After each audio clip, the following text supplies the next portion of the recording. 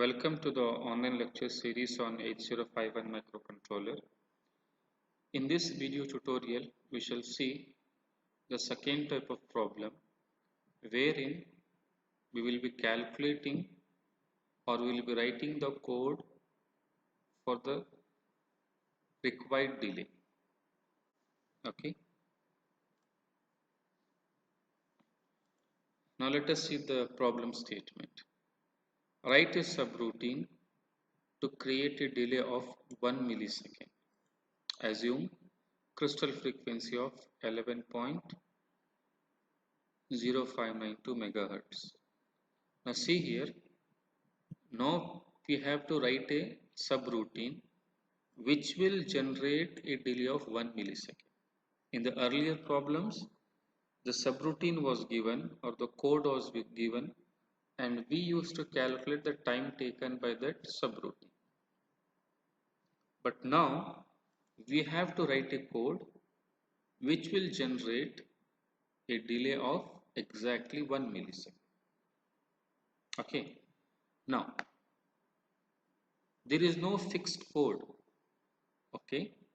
So you have the liberty to write your own delay subroutine. Okay.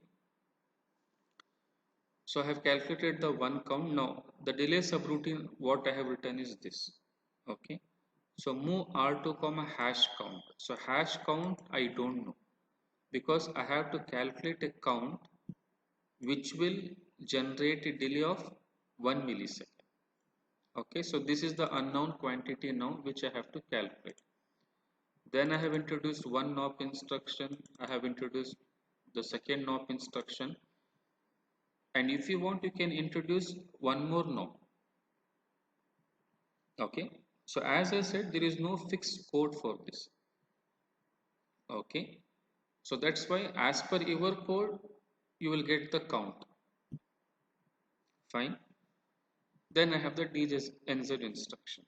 Okay, so as usual, first I will calculate the time taken by the back loop, which will be equal to time taken by the NOP instruction plus the time taken by the second NOP instruction plus the time taken by the DJNZ instruction. This entire thing loop, it will be executed count number of times which we don't know. Okay.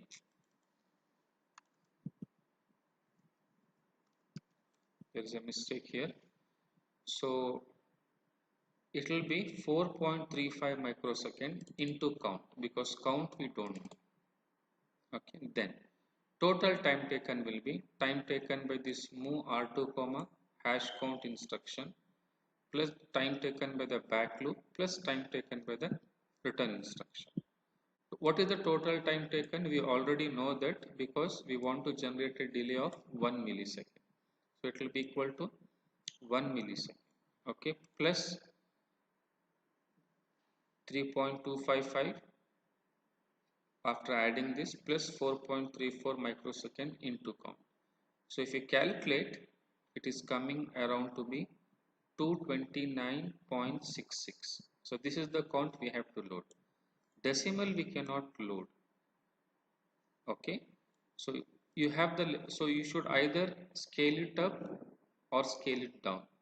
Now since it is greater than 0.5, so I have scaled it up. That is I have made 230. So truly speaking, you will not exactly get a delay of 1 millisecond, but little bit more, few microseconds maybe more. Okay, but we have to approximate for 230. So if you load a count of 230, so this subroutine will give you a delay of 1 millisecond. Okay, so you need to memorize this, you have to remember this code because based on this code you can generate the required delays. Okay, now see these delay subroutines, they generate a very small delay either in terms of milliseconds or microseconds. Okay, so practically in the program you may need delays of seconds. okay, which may not be possible with this simple code. Okay, at that time what we will do is we will call this code. Suppose this is 1 millisecond. So if I want a delay of 1 second, I will call this code for 1000 times. So 1000 into 1 millisecond will be equal to 1 second. So this code is important. Okay, and whatever the count you have got, make sure that it is less than or equal to 255. That is 8 bit. Why? Because the maximum you can load in R2 is 255. So suppose if you have got a code which is greater than 255, suppose you got some 300, then this subroutine is not enough. So at that time, either you introduce one more loop or you try to introduce some more NOP instructions. Okay. So this is one more point which you have to remember. Okay.